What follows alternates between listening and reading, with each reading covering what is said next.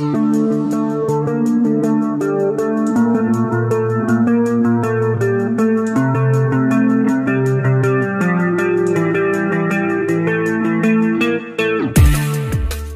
696. Kecerdasan yang tak berujung.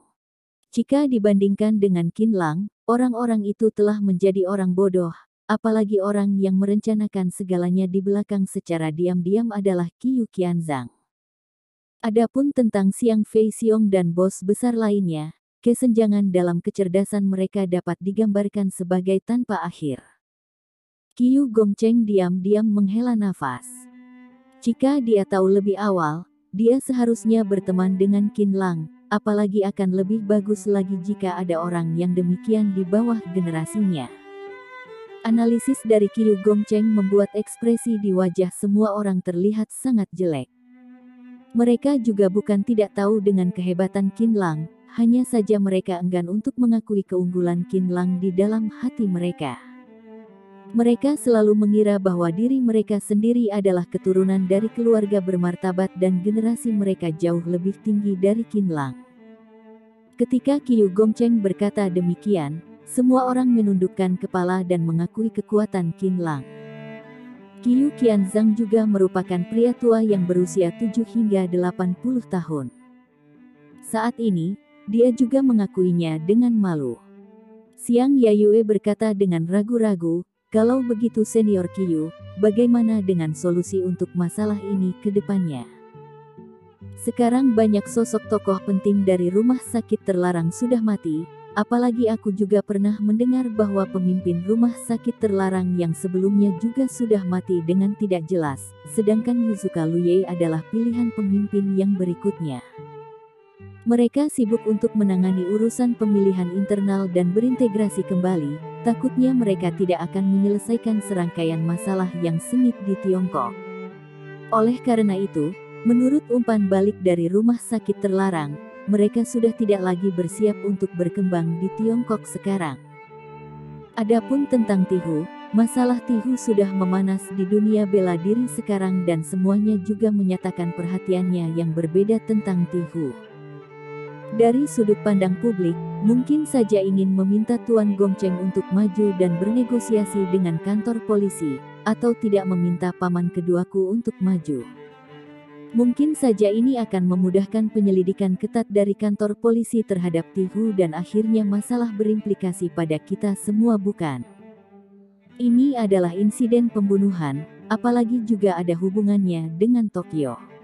Ini tidak hanya membuat kerusakan pada reputasi keluarga Xiang dan aliran telapak besi, tetapi juga menempatkan kita di dalam kondisi yang sangat berbahaya.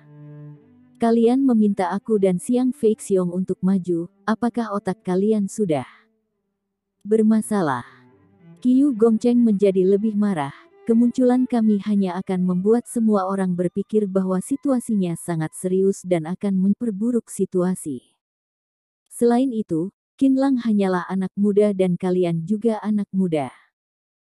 Jika kalian meminta kami pergi, bukannya itu memberitahu orang lain bahwa aliran telapak besi kami dan keluarga Xiang sudah tidak memiliki penerus lagi. Kalian ingin melelahkanku bukan? Qiu Gongcheng menjadi marah dan menyentuh perutnya sendiri.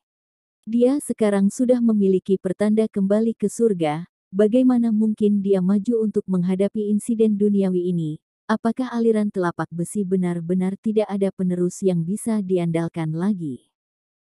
Setelah aku pergi terakhir kalinya, meskipun Qinlang tahu bahwa aku tidak percaya padanya, tetapi kami juga memberinya sedikit muka dan sama sekali tidak ada konflik. Sebaliknya, situasinya malah sepenuhnya terkendali, apalagi yang kalian ingin kami lakukan sekarang. Xiang Yayue menjadi terkejut. Keluarga Xiang memang kekurangan orang yang berbakat, karena Qinlang telah membunuh beberapa tuan muda dari keluarga Xiang yang elit.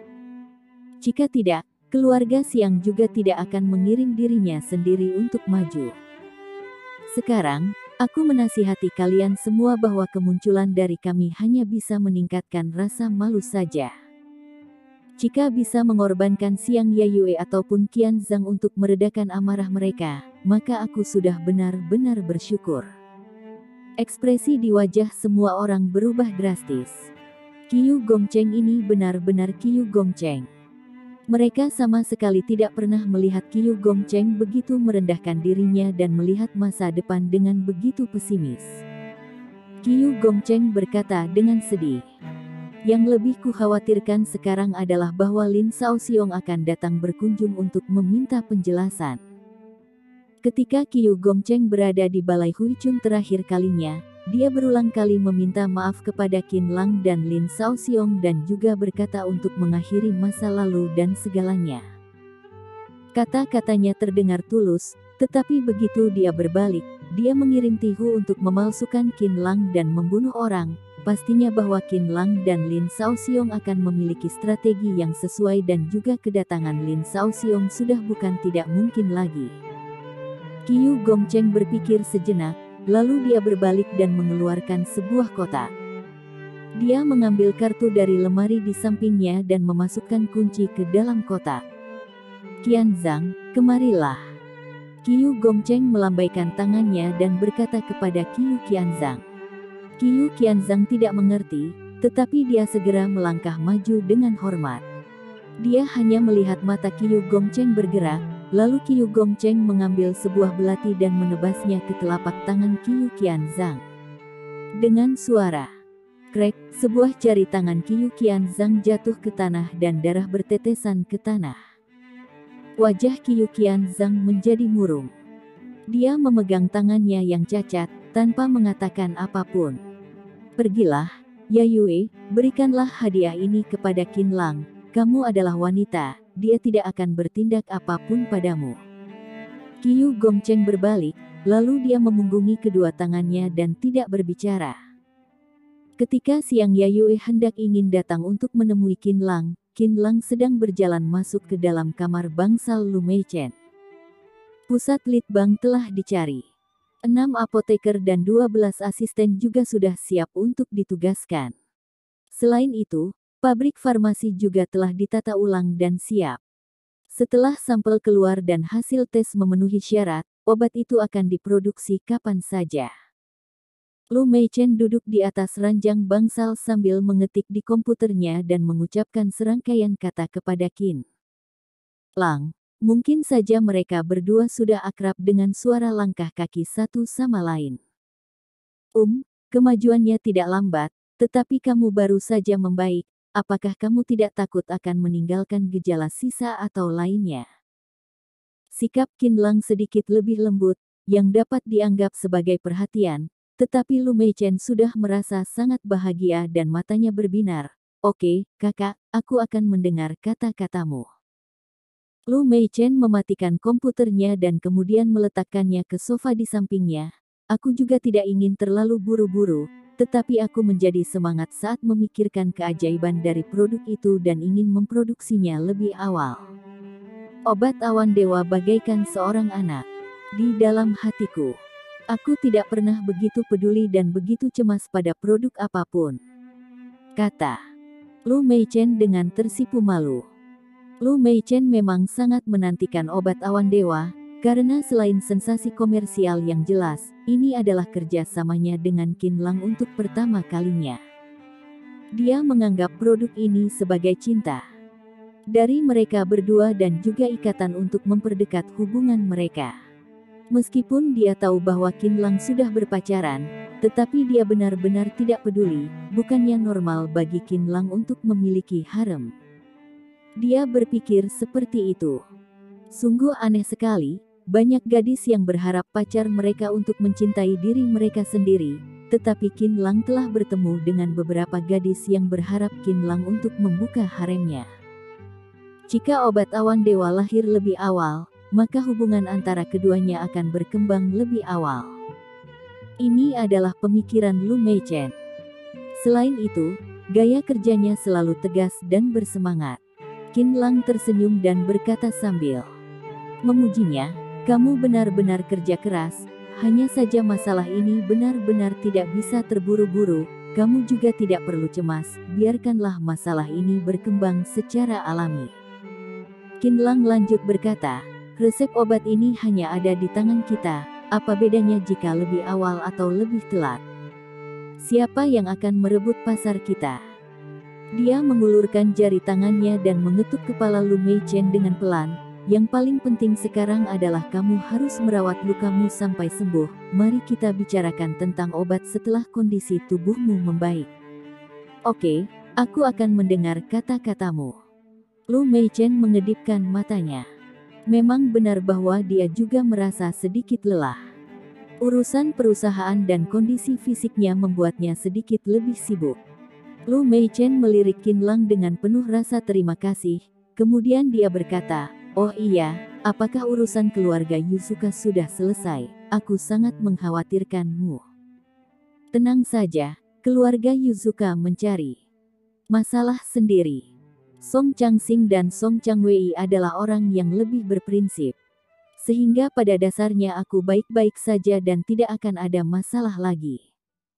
Qin Lang tertawa, "Jika ada masalah, bagaimana bisa aku datang ke sini untuk melihatmu? Takutnya kamu yang datang untuk melihatku." Jangan katakan itu, kita tidak pergi ke sana." Lu Meichen mengulurkan jari tangannya yang ramping dan menutup mulut Qin Lang. Qin Lang terkejut, lalu dia menyingkirkan jari tangan Lu Meichen. "Hais, aku adalah pria yang lebih tradisional, bisakah kamu tidak melakukan tindakan ini? Selain kamu, aku benar-benar tidak pernah melihat orang yang sepertimu." Lu Meichen tersipu malu, lalu dia memelototi Qin Lang. "Aku sedang sakit, bisakah kamu sedikit lebih lembut lagi?" "Hais, geli, jangan terus bilang kita lagi." Kedengarannya canggung, kata Qin Lang. "Jelas itu adalah kita, Ketua Qin, kita adalah kita, tidak ada yang perlu ditutup-tutupi." Bang! Saat ini, pintu didorong sampai terbuka dan terdengar sebuah suara yang lembut, "Nona, bagaimana dengan kondisimu belakangan ini, apakah sudah sedikit membaik?" Orang yang datang adalah Yu Qing. Dia membawa rasa bersalah dan cemas di wajahnya, yang tampaknya sangat kasihan. "Nona, aku telah membuat kesalahan kali ini, tetapi kesalahan ini tidak disengaja, mohon atas pengampunanmu." Lu Meichen meliriknya dan berkata dengan dingin, "Yu Qing, kamu adalah orang yang kubawa, bagaimana bisa aku menyalahkanmu? Mungkin saja kamu terlalu emosional pada hari itu, yang menyebabkanmu kebingungan dalam melakukan sesuatu hal. Aku tidak menyalahkanmu lagi." Terima kasih, Nona, aku selalu berpikir untuk menjengukmu lebih awal. Belakangan ini, tetapi penjaga di sisi pintu tidak mengizinkanku untuk masuk, aku merasa sangat cemas." Air mata mengalir di mata Yu Qing. "Aku tahu, Yu Qing, kamu jangan merasa sedih, kita bukan hubungan yang biasa, kamu lihatlah, bukannya aku baik-baik saja sekarang." Lu Meichen tertawa. Keduanya saling bertatapan satu sama lain untuk sesaat, seolah-olah kerenggangan yang sebelumnya tiba-tiba menghilang. Setelah berbicara beberapa saat, Yu Qing berkata, "Nona, pekerjaan di pusat litbang sana masih sangat tegang. Semuanya sudah siap di tempat dan bekerja keras. Aku ingin pergi ke sana untuk memeriksanya, aturlah sebuah pekerjaan untukku di sana. Aku merasa sedikit khawatir bahwa akan ada masalah jika Nona tidak ada di sana." "Tidak perlu, kamu tidak usah ikut berpartisipasi lagi dalam proyek ini ke depannya." Nada bicara Lu Meichen sangat tegas, tetapi juga lembut. "Kamu sudah gagal memenuhi standar muka kali ini. Menurut aturan, kita sudah tidak bisa bersama lagi, apalagi perusahaan sudah berbeda sekarang, karena ada Qin Lang di sini, sehingga aku tidak bisa memihak. Lagi pula, perusahaan sudah bukan milikku sendiri saja. Aku harus mempertimbangkan yang lainnya dan mempertimbangkan masalah tentang larangan perusahaan." Ketika berbicara tentang masalah ini, Lu Meichen masih merasa sedikit kesal, karena mobil Yu Qing memblokir mobil pemadam kebakaran pada hari itu. "Nona, aku mengkhawatirkanmu. Sekarang perusahaan baru-baru saja dimulai, pikiran dari semua orang masih relatif mengambang dan membutuhkan seseorang di sekitar mereka untuk mengelolanya. Yu Qing tampaknya cemas. Ketua Qin, aku berterima kasih kepada Anda yang telah menyelamatkan kakakku. Aku sangat berterima kasih kepada Anda. Berharap Anda bisa melihat hubungan pertemananku dengan Nona selama bertahun-tahun ini untuk membiarkanku menebus kesalahanku dan membantunya. Oke. Kata Yu Qing dengan tulus. Qin Lang tidak berkomitmen. Lihat pendapat Presiden Lu saja. Aku tidak akan ikut berpartisipasi dalam urusan tertentu. Bab 697. Menundukkan kepala. Presiden Lu, tujuanku yang ikut berpartisipasi dalam tim proyek bukan untuk mendapatkan uang ataupun promosi, aku hanya ingin menebus kesalahanku saja. Aku berharap Nona bisa memberiku kesempatan. Jika tidak, aku tidak punya muka lagi untuk bertemu dengan Nona ke depannya dan hatiku juga akan selalu dipenuhi dengan rasa bersalah. Yu Qing berkata, sekarang perusahaan telah banyak berubah dari sebelumnya.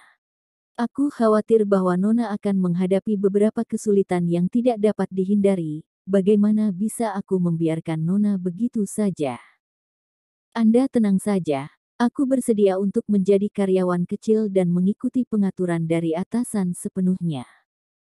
Qin Lang tiba-tiba berkata, kamu bisa pergi untuk membersihkan toilet, mau atau tidak?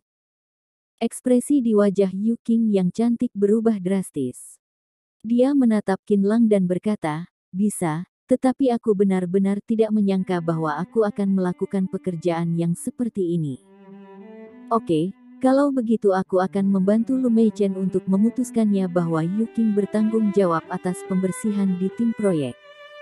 Jika kamu bekerja dengan baik, aku akan memberimu dividen di akhir tahun, bagaimana menurutmu? Qin Lang. Lu Meichen juga tidak menyangka bahwa Qin Lang akan berkata demikian.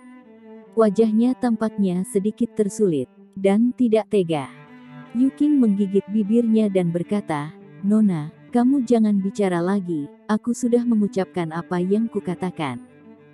Demi menebus kesalahanku, aku akan bertugas untuk pembersihan di tim proyek. Ini sama sekali tidak masalah. Tujuan Yu Qing adalah memasuki tim proyek, sehingga selama dia bisa masuk, dia bisa mentolerir apapun, sehingga dia bisa menyatakan sikapnya yang ingin menebus kesalahannya kepada Lu Meichen. Ketua Qin, Yu Qing adalah sahabatku, bahkan jika dia ada salah, aku juga bisa memaafkannya, menurutmu? Dia bersedia untuk melakukannya. Jika kamu tidak percaya, tanyalah padanya, apakah dia ingin bekerja di tim proyek atau ruangan kantor. Qin Lang sedikit tersenyum. Yu Qing, cepat katakan bahwa kamu bersedia untuk tinggal di ruangan kantor presiden. Aku akan membantumu untuk memohon kepada Ketua Qin. Kata Lu Meichen dengan cemas. Dia merasa bahwa sepertinya ada maksud yang mengkritik Yu Qing di dalam kata Qin Lang. Nona, aku akan mendengar perintah dari Ketua Qin dan memilih untuk bertanggung jawab atas pembersihan di tim proyek. Kata Yu Qing tanpa memikirkannya. Hah. Wajah Lu Meichen yang cantik menjadi sedikit terkejut, seolah-olah dia sedang menyalahkan Yu Qing yang terlalu gigih.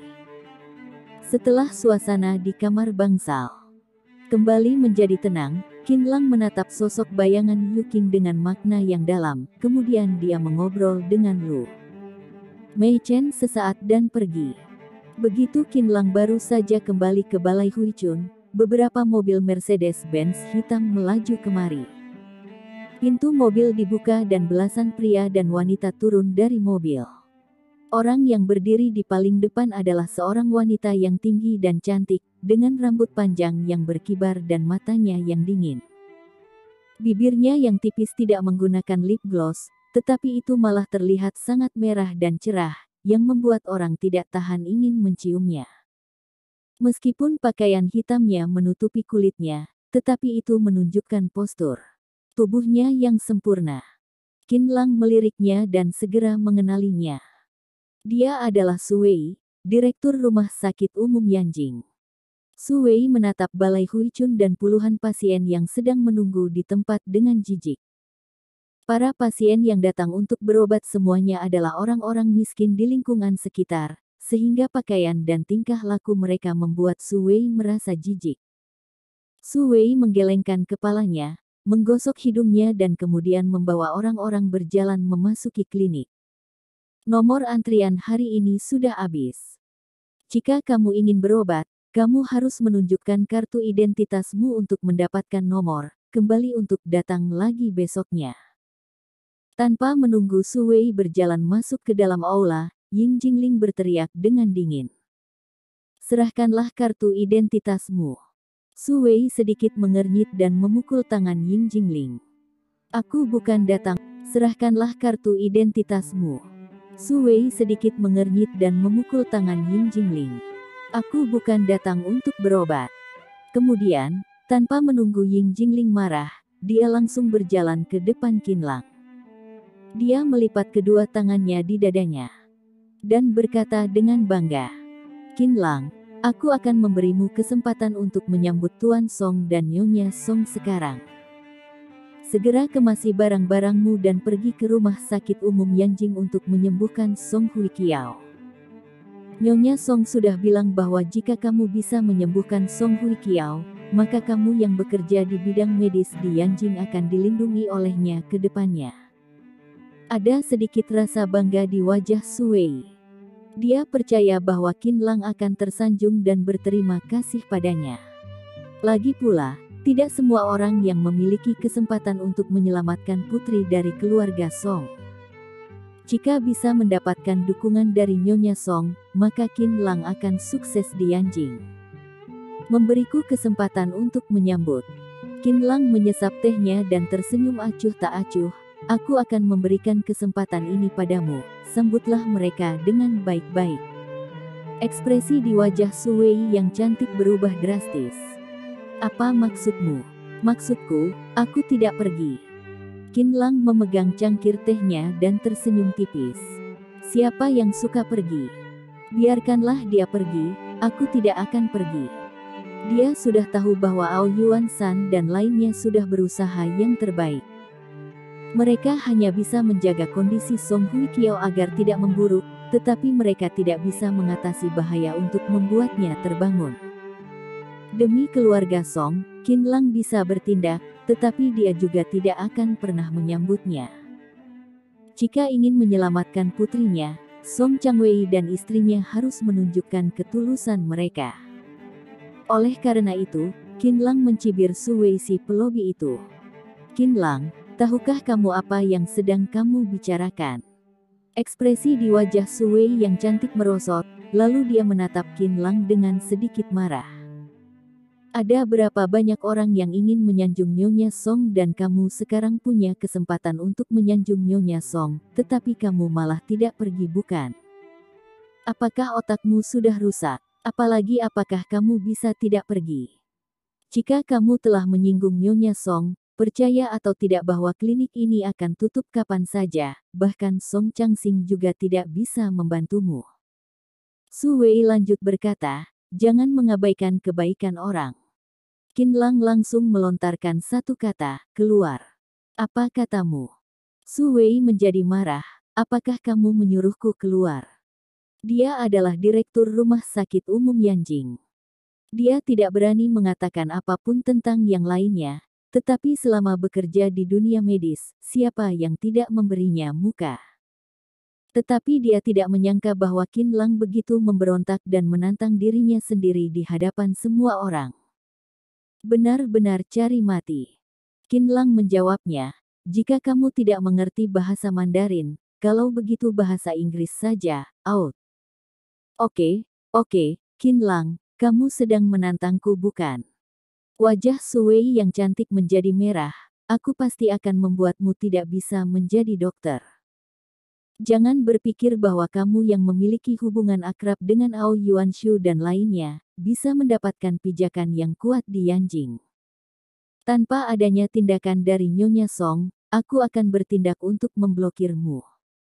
Sikap Qinlang membuat Su Wei sangat marah, sehingga Su Wei juga bersikap tidak sopan padanya. Dia menegakkan dadanya dan berteriak kepada semua pasien di tempat. "Kedepannya, siapapun yang datang berobat ke Balai Huichun, dia akan dimasukkan ke dalam daftar hitam aliansi rumah sakit Yanjing. Jangan berharap untuk berobat di rumah sakit lainnya. Ada 3.000 rumah sakit besar dan kecil di Yanjing dan hampir semuanya telah bergabung dengan aliansi rumah sakit. Su Wei adalah salah satu dari dokternya. Dia sepenuhnya bisa mengunci dan memblokir pasien. Memblokir kami dan keluarga kami. Apa-apaan ini? Kami hanya datang untuk berobat, apakah kami juga ikut terlibat? Apakah ini adalah kata yang harus diucapkan oleh seorang direktur rumah sakit? Jangan bicara lagi, dia adalah direktur rumah sakit umum Yanjing, apalagi juga memiliki dukungan keluarga Xiang di belakangnya. Setelah mendengar kata-kata ini, semua pasien di tempat menjadi heboh dan merasa sulit untuk dipercaya bahwa Su Wei bisa mengucapkan kata-kata ini. Hanya saja mereka semua menunjukkan kesan cemas di mata mereka, tidak tahu apakah Su Wei hanya menakuti mereka saja atau bermain serius. Jika dirinya sendiri menjadi sasarannya, maka akan merepotkan untuk berobat ke depannya. Semuanya jangan gugup, dia tidak akan bisa memblokir kalian. Qin Lang menghibur pasien, lalu dia menatap Su Wei sambil tersenyum. Apakah ini adalah maksudmu atau maksud dari Nyonya Song? Qin Lang percaya bahwa Song Changwei tidak akan melakukan hal seperti ini. Untuk apa kamu peduli maksud dari siapa ini? Su Wei menatap Qin Lang dengan dingin. Singkatnya, siapapun yang mengabaikan kebaikan orang, tunggu saja kedatangan dari nasib buruknya. Hari ini, dia datang ke Balai Huichun untuk meminta Qin Lang menyelamatkan orang. Dia juga menggunakan otoritasnya untuk menekan orang. Dia tidak percaya bahwa Qin Lang si dokter kecil itu bisa bersikap keras. Mari kita selesaikan dendam kita sendiri, untuk apa kamu melibatkan pasien ke dalam? Nada bicara Qin Lang acuh tak acuh, apakah ini adalah sikap yang harus dimiliki oleh direktur rumah sakit? Melibatkan semua kesalahan pada pasien, di manakah kualitasmu? Tidak perlu kamu membicarakan tentang kualitasku. Tidak peduli seberapa buruk kualitasku, aku adalah direktur di rumah sakit umum Yanjing, bagaimana denganmu di Balai Huichun? Apakah kamu memiliki lebih banyak pasien atau lebih banyak sumber daya medis dariku? Hehe. Aku bertanya padamu lagi, aku menggunakan kualifikasiku untuk memintamu menyelamatkan pasien, kamu pergi atau tidak? Boom. Saat ini, mobil Maserati melaju kemari. Motornya sangat kuat, warnanya sangat indah dan kemewahannya memikat. Mobil berhenti di depan pintu Balai Huichun. Xiang Yayue turun dari mobil dan seluruh tubuhnya mengenakan pakaian congsam merah, yang tampaknya memberikan kesan anggun dan antusias. Adapun tentang penampilan dan sosok tubuhnya, semuanya itu adalah yang paling terbaik, yang membuat air ludah beberapa pasien mengalir keluar. Xiang Yayue memegang sebuah kotak hitam di tangannya dan berjalan masuk ke dalam Balai Huichun dengan cepat. Su Wei sedikit terkejut, Nona Xiang. Tetapi Xiang Yayue sama sekali tidak menjawab Su Wei. Ekspresi wajahnya sangat dingin. Setelah dia melirik Qin Lang, wajahnya menjadi penuh senyuman dan bibirnya yang merah terlihat sangat mempesona. Tuan Qin. Terlepas dari puluhan pasang mata yang melihatnya, dia langsung melewati Su Wei dan berlari menuju Qin Lang. Postur tubuhnya terlihat menawan dan sangat menarik perhatian dari banyak orang. Uff. Xiang Yayue berlutut di depan Qin Lang dan menyerahkan kotak hitam itu kepada Qin Lang dengan kedua tangannya. Sikapnya terlihat sangat hormat. Ketika melihat adegan ini, Su Wei dan lainnya merasa terkejut. Mereka tidak menyangka bahwa Nona Xiang bisa berlutut di depan Qin Lang.